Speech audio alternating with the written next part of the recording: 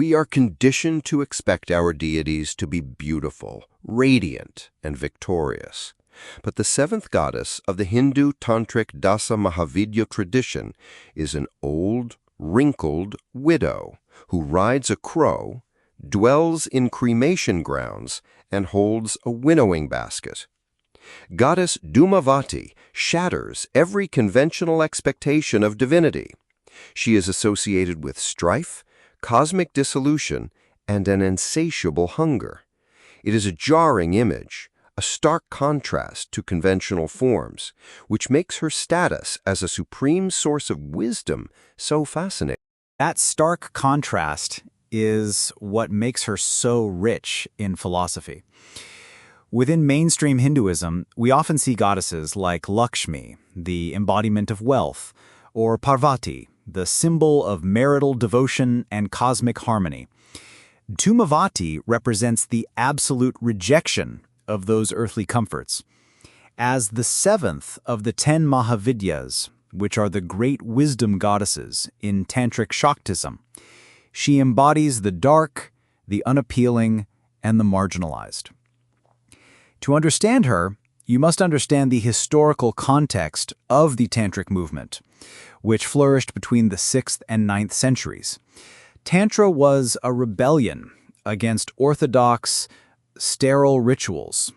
It proposed that liberation was not found in purity and light alone, but also in the macabre, the forbidden, and the decaying. She forces the devotee to confront the aspects of life we spend most of our time running away from, like aging, loss, loneliness, and death. Let us dig into her origin, because the mythological story of how Dhumavati came to be is striking and a bit unsettling. The legend, as it's described in the Pranatasani Tantra, states that Parvati, or Sati, depending on the tradition, was struck by a blinding, uncontrollable hunger. She asks her husband, Lord Shiva, for food on multiple occasions. When he ignores her pleas or delays, her response is not mere anger. She swallows the supreme god of destruction. She devours Shiva. It is a staggering theological image. In swallowing her consort, she destroys the male element of the universe, the Purusha. By doing so, she renders herself a widow. The texts tell us that Shiva convinces her to regurgitate him later, but the cosmic damage is done. Shiva curses her to assume the form of an ugly, destitute widow. Smoke billows from her body, which is where her name Dhumavati, meaning the smoky one, originates. She is left without a consort, which makes her unique among the Mahavidyas. I want to pause on that uniqueness. When we look at the other Mahavidyas who deal with destruction, like Kali, who dances on Shiva, or Jinnamasta, who decapitates herself to feed her attendants, they are still portrayed with an immense, terrifying vitality. They are active, dynamic forces. Dhumavati feels different. She's not active in destruction. She feels like the embodiment of the aftermath. That is a vital distinction. Kali represents time and the active force of destruction. Chinnamasta represents the continuous cycle of life, death, and nourishment. Dhumavati is the absolute end of the line. She is pralaya, the great cosmic dissolution.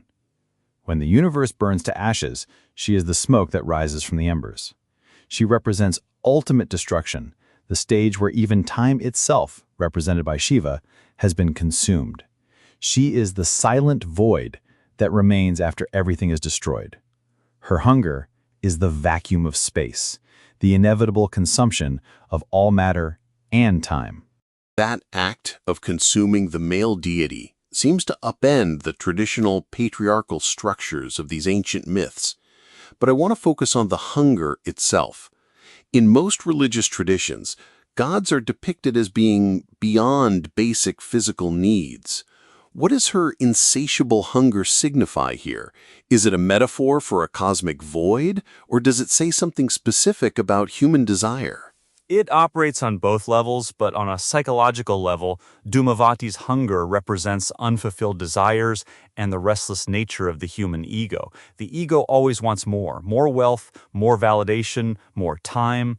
Because she is a widow in a horseless chariot, she cannot go anywhere to satisfy these desires. She forces the practitioner to sit with the hunger. In Jungian terms, she is the ultimate shadow self. We all have that ravenous, unsatisfied part of our psyche that we try to hide with material success. Dhumavati drags it out into the open. I see the cosmic and psychological scale of that, but to play devil's advocate for a moment, why would anyone worship a manifestation of destruction and unfulfilled desire? In the West, we often equate the void with nihilism, a depressing emptiness. Dhumavati shares characteristics with older Vedic goddesses like Alakshmi and Niriti, who personify inauspiciousness, bad luck, and poverty. Why revere a deity who brings sorrow? Because in the tantric tradition, the void is not empty, it is pregnant with potential. It is pure, unconditioned consciousness. Dhumavati teaches that true liberation, moksha, cannot be achieved as long as we are attached to superficial things like wealth, beauty, and social status. By embodying everything society deems unlucky or ugly, she acts as a fierce filter. She strips away the illusion, or maya. If you can see the divine in a destitute, starving widow in a cremation ground, you have transcended the dualities of good and bad, beautiful and ugly. You have found the ultimate truth. That makes me think about her iconography, which is so specific and vivid. She's depicted wearing white, which is the traditional color of mourning and widowhood in India. She also carries a winnowing basket. For listeners who might not be familiar, a winnowing basket is a woven tray used in agriculture to toss grain in the air so the wind can blow away the lighter, useless chaff, leaving only the edible seed. That cannot be a random accessory. It is intentional and symbolic. The winnowing basket is her primary teaching tool. She is showing the devotee that they must separate the wheat from the chaff in their own minds. You have to toss your thoughts, your ego, and your attachments into the air. Let the wind of her harsh reality blow away the useless illusions, the vanity, the petty grievances. What remains in the basket is the eternal soul, the core truth of who you are. She uses the tools of a common, impoverished laborer to impart the highest metaphysical wisdom. That is a brilliant analogy. But then we have her vehicle, her mount. Most Hindu deities ride magnificent animals. Durga rides a lion, Ganesha has a mouse, Shiva has the bull Nandi. Dhumavati is depicted either riding a crow or sitting in a chariot that has no horses, a chariot that cannot move. The horseless chariot is a profound symbol of stagnation in the material world. As a widow, she represents a woman going nowhere in ancient societal terms. She is outside the bounds of conventional progress. Spiritually, the horseless chariot represents stillness, the cessation of the restless mind. The crow, which is her emblem, is a scavenger bird. Crows are associated with ancestors, with death, and with the cremation grounds. They survive on what is left behind, the refuse. Dhumavati forces us to look at the refuse of our own lives, our failures, our humiliations, our sorrows, and find meaning there. I want to pull on that thread about ancient societal terms. By depicting her as a widow, the tantric tradition is elevating one of the most marginalized figures in historical Indian society. Widows were shunned, considered inauspicious, and excluded from celebrations. Is Dhumavati's existence a form of social commentary or a way for Tantra to subvert orthodox Brahmanical norms? It is a deliberate subversion of orthodox norms. Tantra has always been a radical path that challenges the purity laws of mainstream Hinduism. Orthodox rituals require purity, auspiciousness, and strict adherence to social hierarchy. Tantra says that the divine is present everywhere, independent of societal status, and perhaps most potent in the impure and the rejected. By placing a marginalized widow at the center of a powerful spiritual practice, the Tantric sages were making a radical statement. Divinity does not care about human social hierarchies. The divine is just as present in the outcast as it is in the king. That makes sense. Most notable when you look at the calendar of her worship. I found it fascinating that she is associated with the Chaturmasya period. This is the 4-month monsoon season in the Hindu calendar, when the gods are believed to be asleep, and it is considered an inauspicious time for weddings or major new beginnings. It seems fitting that the goddess of the void governs the time when the heavens are closed for business. The Chaturmasya is fundamentally a time of turning inward.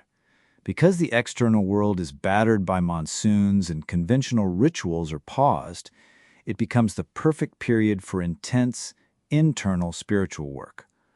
Dhumavati governs this period because she is the master of the internal void. When you cannot rely on the external structures of society or conventional religion, you are left with nothing but your own mind. That is her domain.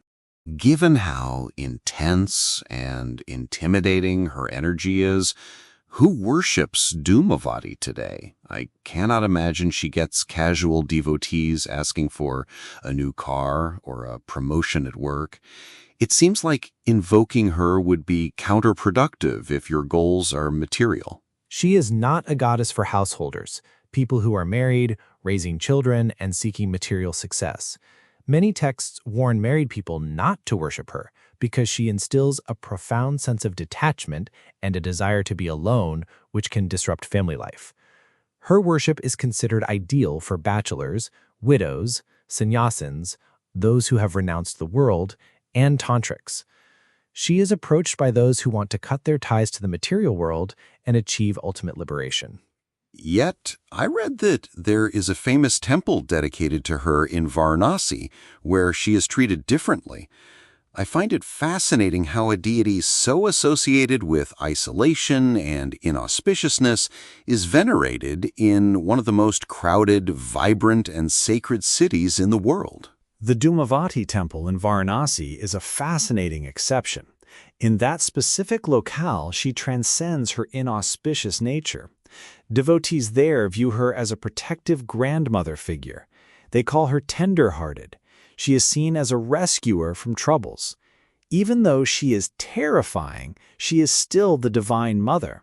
Just as a mother might use harsh discipline to protect her child from a greater danger, Dhumavati's destructive aspects are protective for the devotee who understands her true nature. It sounds like she represents the kind of knowledge that can only be earned through suffering. We often talk about spiritual awakening as this blissful, serene experience characterized by light and love. Dhumavati represents the spiritual awakening that happens when you hit rock bottom, when you lose your job, when a relationship ends, when you experience profound grief. That is when Dhumavati arrives. She is the wisdom of the broken heart, the knowledge that comes after youth and naivete have been burned away. When you are stripped of your illusions and left in the dark, that darkness is Dhumavati.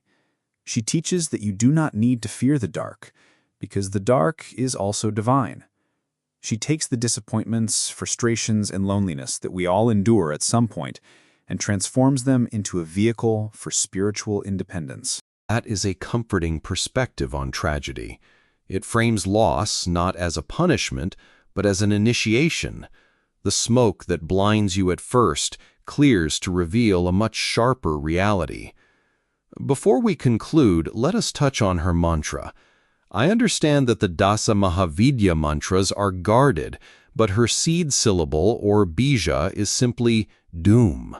What does the chanting of this vibration aim to achieve for the practitioner? The vibration of doom is designed to obscure and hide the practitioner from negative forces, much like a smokescreen.